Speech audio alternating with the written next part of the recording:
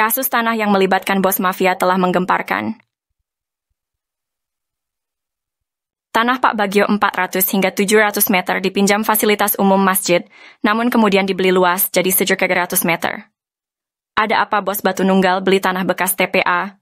Penyerobotan jadi hadiah 80 meter lalu 270 meter di Koswara untuk Ketua RW Sentul 2, Dago Elos Ismail Tanjung 8% 8M, bonus balik layar tergugat dan pendataan tergugat Ketua RW Sentul 2 Dago Elos Asep Makmun sebagai pembela isidentil, Ketua RW Sentul 1 Cirapuhan Apud Sukendar dan oknum aparatur. Rupanya target 100 miliar hingga 1 triliun hingga tanah puluhan meter. Keluarga besar Pamen Pati TNI dan Polri diserobot dan dilaporkan polisi tahun 2012. Sejak tahun 2007 sudah diberi tanda batas pohon alpukat dan sirsak, ai-pai. Bos mafia tanah Iwan Surjadi kebal hukum pada dana bansos tahun 2014. Pemerintah perlu membentuk tim independen untuk menyelidiki kasus sekarang merugikan warga kampung Cirapuhan dan negara 100 miliar hingga 1 triliun.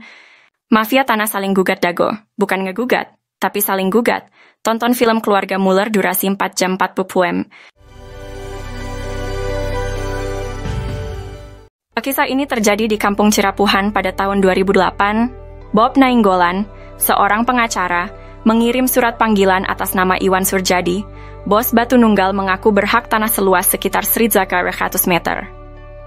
Setahun sebelumnya, warga menanam pohon alpukat, nangka, dan lainnya sebagai tanda batas tanah Pak Bagio seluas sekitar 700 meter. Adapun barat dan timurnya adalah tanah warga. Notaris Meli Nathaniel membuat akta jual beli AJB dengan penjual Ismail Tanjung dan Didi Koswara. Asep Makmun menjadi penunjuk batas. Setelahnya sertifikat terbit atas nama penjual. Ini gratifikasi. AC. Kemudian hari, Iwan Surjadi ternyata hanya seorang mafia tanah saling gugat. Ia memberi hadiah untuk oknum aparatur, juga Didi Koswara, Ismail Tanjung, Asep Makmun dan rekan sebagai pendata calon tergugat dan tergugat. Sertifikat tanah atas nama penjual muncul setelah AJB dibuat. Kesaksian dari Pak Ada, Paman Asep Makmun, Pak Unus, dan Pak Slamet juga mendukung hal ini. Menunjukkan Asep Makmun, Apud Sukendar, dan jaringan mafia telah berdusta. Lalu memberi peran Didi Koswara seolah tokoh tuan tanah pribumi sebagai tergugat.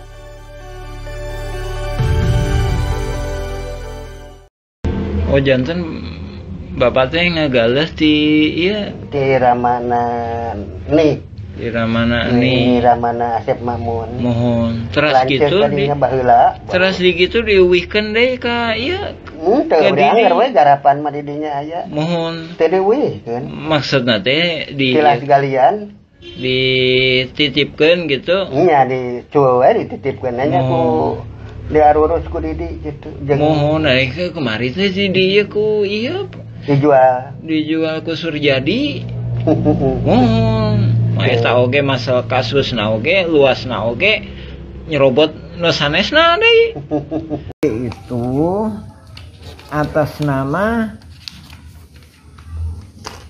pembelinya itu Iwan Surjadi, penjualnya Ismail Tanjung. Sertifikatnya harusnya atas nama siapa? Ismail kalau penjual. Pembeli kan? Kalau jadi kalau pindah tangan ke pembeli berarti jadi Iwan Surjadi ya harusnya ya. Iya. Tapi ini kenyataannya setelah dibuatin AJB itu udah dikasih hadiah berarti.